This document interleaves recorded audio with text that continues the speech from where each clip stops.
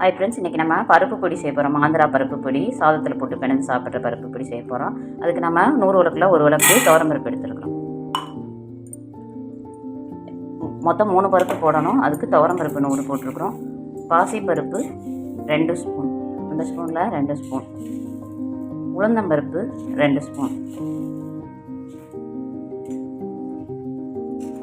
மிளகாய் 10 மிளகா சேர்த்துக்கிறோம். 2 ஸ்பூன் மிளகு, 2 ஸ்பூன் சீரகம், 10 வெள்ளைப்பூடு முழுப்பூடு நம்ம தட்டி அதில் கொஞ்சம் பருப்பு ரோஸ்ட் ஆனோடனே அப்புறமா அதை சேர்த்துக்கணும். ஒரு 6-7 பீஸ் கருவேப்பிலை.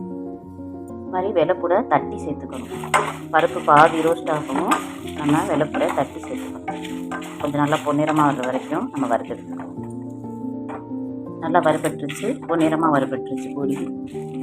பருப்பு பொடிக்கு மசாலாம் நல்லா வறுபட்டுருச்சு. இந்த ஸ்டேஜில் நம்ம 100 பொரிக்கடலை போட்டு லாஸ்ட்டில் தான் போடணும். போட்டு ஒரு பெரட்டிட்டு அடுப்பை நம்ம ஆஃப் பண்ணிடணும். பொரிக்கடலை நல்லா பொறுன்னு தான் இருக்கும், அதனால் நம்ம அதை வறுக்க தேவையில்லை. இந்த ஸ்டேஜில் நம்ம இதை அடுப்பை ஆஃப் பண்ணிக்கணும். இதுக்கு தேவையான அளவு உப்பு போட்டு அரைச்சிக்கிறோம். நல்லா நைஸாக அரைச்சிக்கணும். இந்த மாதிரி பருப்பொடி நல்லா நைஸாக அரைச்சாச்சு. இந்த அளவுக்கு நல்லா நைஸாக அரைச்சிக்கிறோம்.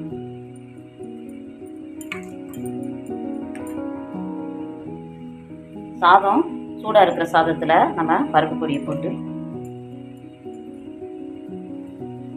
இந்த அளவு சாதத்துக்கு ஒரு 3 ஸ்பூன் போட்டுக்கலாம். 3 ஸ்பூன் போட்டு நெய்யும் போட்டுக்கலாம், நல்லெண்ணெயும் போட்டுக்கலாம். இப்போ நம்ம நெய் போடணும். 2 ஸ்பூன் நெய் போட்டு உப்பு நம்ம அதிலே போட்டிருக்கிறதுனால உப்பு போட தேவையில்லை. இதை பிணைச்சி சாப்பிட்றப்ப ரொம்ப டேஸ்ட்டாக இருக்கும். ஆனியன் வச்சு சாப்பிட்லாம், ரொம்ப டேஸ்ட்டாக இருக்கும். செஞ்சு பாருங்கள் ஃப்ரெண்ட்ஸ். பருப்பொடி இருக்கிறப்ப நம்ம அவசரத்துக்கு சமைக்க முடியாத அன்னைக்கு இதை வச்சு நம்ம சாப்பிட்டுக்கலாம். Okay, bye friends.